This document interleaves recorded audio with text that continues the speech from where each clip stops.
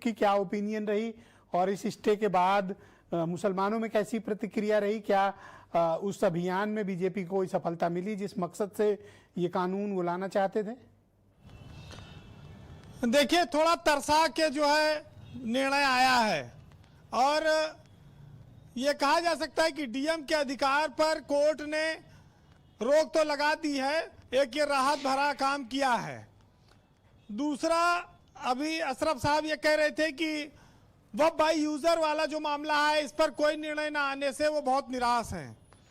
सबसे मूल बात उसमें यही बात है कि अगर कागज बोर्ड के पास नहीं है, वब बाई यूजर रहा है, तो वो माना जाएगा कि वफ रही है, लेकिन इस पर कोई निर्णय सुप्रीम कोर्ट ने नहीं दिया। एक बहुत बड़ी चुनौती ये इस पूरे निर्णय में है और ये उपापोह की स्थिति को पैदा करता है कि जैसे ब्रिजेश जी किसी का एक्सीडेंट हो जाए और ट्रामा सेंटर ले जाओ तो डॉक्टर कहे कि ऐसा है कि पट्टी बांध दे रहे हैं, इंजेक्शन 2 दिन बाद लगाएंगे, तो मरीज चिल्ला रहा है कि नहीं दर्द बहुत हो रहा है, इंजेक्शन लगा दो, और खाली वो पट्टी बांध दिया, इंजेक्शन नहीं लगाया, जिससे कि दर्द में कोई कमी नहीं आई है।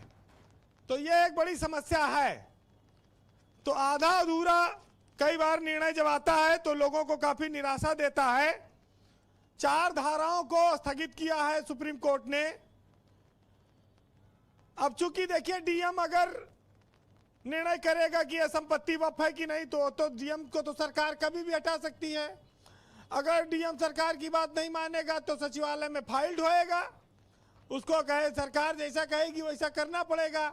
यहां पर तो सुप्रीम कोर्ट ने संवेदनशीलता दिखाई है, लेकिन बाकी और जगहों पर वो उस तरह का रिलीफ नहीं दे पाए जैसा जनता की इच्छा थी, खास तौर से मुसलमानों के लिए उनके मन में जो था।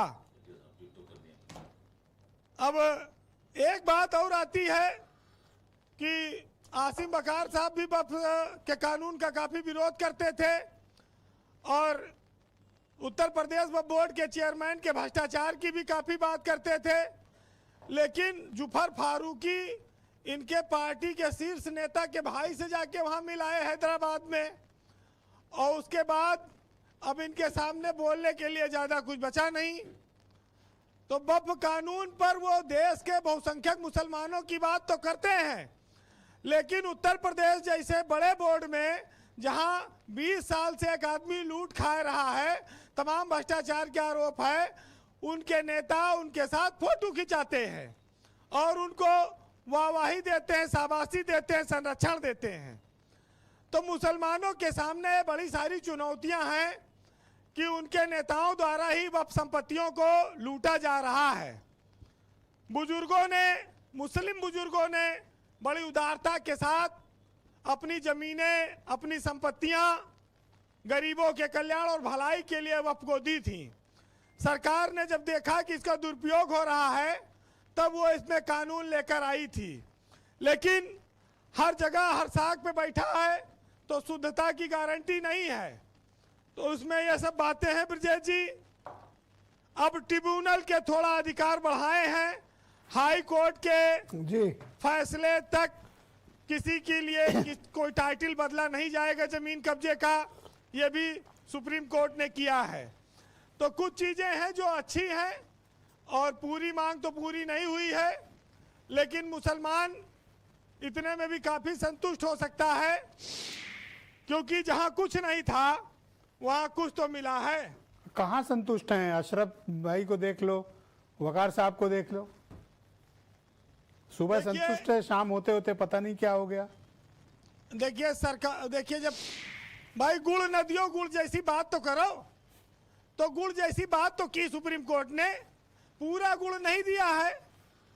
और वही मैंने आपसे कहा ना कि भाई पेट के दर्द की दवा दे दी है, लेकिन अगर पथरी है पेट में तो वो अपना काम करती रहेगी, उस पर कोई रोक नहीं लगाई है। भाई मुसलमानों की दो रिप्रेजेंट करने वाली जो 2 पॉलिटिकल पार्टी हैं वो लोग तो खुश हैं, सहमत हैं, इन 2 लोग को तकलीफ है। देखिए सबसे अच्छी बात यह है कि अफसरों के हाथ से ताकत कटाई गई है। जी वीरेंद्र, और जब जिस व्यवस्था में कलेक्टर के हाथ में ताकत ज्यादा रहती और वहां पर विधायक सांसद की सुनवाई नहीं हो रही, तो ऐसे में आम जनता की क्या सुनवाई होती। ये तो सर कोर्ट ने बहुत अच्छा काम किया है, लेकिन अब वही है कि बहुत सारी चीजें अपने मन मुताबिक नहीं होती हैं। और एक शेर है 4 लाइन का, सुन लीजिए, चूंकि बारिश ज्यादा हो रही है और बहुत सारी चीजें नहीं कही जा सकती हैं, तो उसमें अच्छा ये भी बता दिया कि बाहर बारिश हो रही है, देखिए बारिश बहुत ज्यादा हो रही है। हाँ तो उसमें आपको 4 लाइन सुनाता हूं, सियासतदानों पर सुनिएगा सुनिएगा फारूक भाई, जरा ऐसा गौर कीजिएगा। हाँ। कि मजलूमों पर सियासी निशाना है वक्फ बिल, और हाकिम के वास्ते तो खजाना है वक्फ बिल, और किसी की बात कोई सियासतदान न समझेगा, और जमीन का दर्द कभी आसमान न समझेगा। बहुत शुक्रिया वीरेंद्र जी, आपका धन्यवाद। डॉक्टर फारूक खान सोच रहे होंगे कहाँ डिबेट में हाथ